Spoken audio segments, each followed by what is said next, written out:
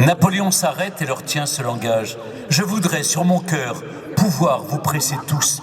Votre aigle est près de moi, je l'embrasse pour vous. Aigle de nos exploits sublimes spectatrices, que dans tout l'avenir ce baiser retentisse. Vous, ne m'oubliez pas, voilà mon dernier vœu. Mes amis, mes enfants, et toi mon aigle, adieu. Tous les soldats debout gémissaient sur leurs armes. Le héros se dérobe à leurs cris, à leurs larmes. Ce spectacle touchant, ces sublimes douleurs, aux étrangers présents, ont arraché des pleurs. Par ces vers bouleversants, Gérard de Nerval, dans son poème Fontainebleau, évoque les adieux de Napoléon à sa garde le 20 avril 1814. L'escalier monumental et virtuose entre ainsi dans la légende comme symbole de la fin de l'épopée napoléonienne. Et l'escalier de la cour des adieux devient alors le véritable emblème du château de Fontainebleau, car il résume presque à lui seul cette demeure des rois. La création en 1559 du premier grand perron dans la cour du Cheval Blanc représente une révolution dans l'architecture de la Renaissance française. Cet escalier consacre le génie de son architecte, le grand Philibert Delorme, qui donne un accès grandiose à l'appartement du roi. Ce grand perron est bientôt magnifié par le recul qu'impose la création de douves en eau au moment des guerres de religion. Comme son père Henri IV, Louis XIII, qui voit le jour le 27 septembre 1601 à Fontainebleau, se consacre à l'embellissement de ce palais. Il commande à Jean Drouet du Cerceau la reconstruction de l'escalier de Philibert Delorme en 1632. Plus vaste, le nouvel escalier à double rampe, qui lui vaut son nom d'escalier en fer à cheval, est enrichi d'une terrasse et d'un élégant décor sculpté, soulignant l'entrée des appartements royaux et de la chapelle. Il devient un escalier de conte de fées. Ses courbes fascinantes, sa forme atypique, sa monumentalité en font une entrée symbolique et majestueuse de la maison royale de Fontainebleau, où les princesses étrangères venues épouser un fils de France sont alors accueillies. Le 5 novembre 1696, à 5 heures du soir, toute la cour attend sur l'escalier en fer à cheval le roi Louis XIV, son petit-fils et sa fiancée, la duchesse de Bourgogne. Un contemporain, le marquis de Souche, décrit la scène. Le superbe perron par lequel on monte de cette cour dans les appartements était couvert d'une infinité de monde de toutes conditions. Toutes les fenêtres des galeries et des logements étaient pleines de dames et d'hommes. Il n'y avait pas jusqu'au toit où l'on voyait du monde, et ce spectacle avait quelque chose d'assez magnifique. Rien n'est trop beau pour accueillir une princesse de France. Cet éblouissement sera aussi celui de Marie Lesinska le 5 septembre 1725, lorsqu'elle gravira l'escalier pour épouser le jeune Louis XV dans la chapelle de la Trinité. Quelques années après les adieux de Napoléon Ier, Louis XVIII accueille à Fontainebleau la princesse Marie-Caroline de Bourbon-Sicile, qui épouse l'héritier du trône, le duc de Berry. Mais c'est le dernier mariage royal, le 30 mai 1837, du duc d'Orléans, fils de Louis-Philippe, avec la princesse Hélène de Mecklembourg-Schwerin, qui offre une nouvelle fois à l'escalier un rôle scénographique. Ce qui donne à Guizot l'occasion d'écrire « Je ne connais point de palais comparable à celui de Fontainebleau pour de telles solennités. Il leur imprime dès le premier moment un grand caractère. Tant de rois et tant de siècles y ont mis la main et laissé leurs traces que lorsqu'il se fait encore là de l'histoire, c'est en présence de toute l'histoire passée. Partout dans ce palais, les murs parlent. » L'escalier demeure le symbole de la magnificence, de la grandeur et de la continuité historique, en étant l'écrin des fêtes impériales de Napoléon III et de l'impératrice Eugénie. Les années et les siècles passent et l'escalier perdure. Chacun d'entre nous partage une histoire personnelle avec cet escalier. Il est le cadre de moments précieux et de souvenirs émouvants, mariages, photos de classe, groupes d'amis, corps militaires, familles, amoureux. Témoins de notre quotidien, il se raconte à travers nos albums photos.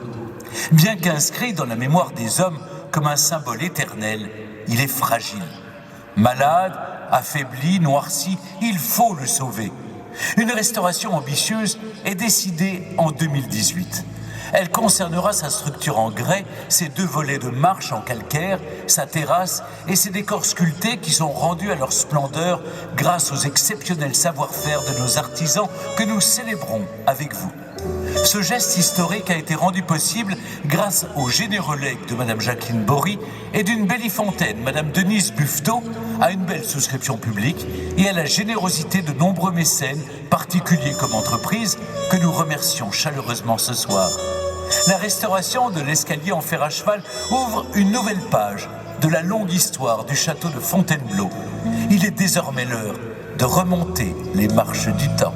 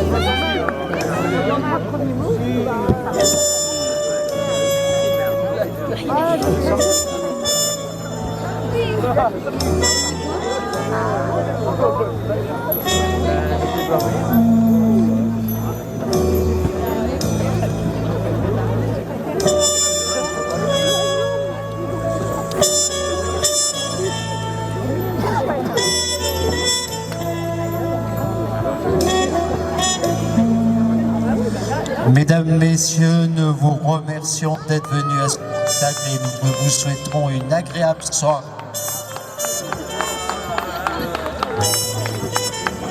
Ça n'a pas marché.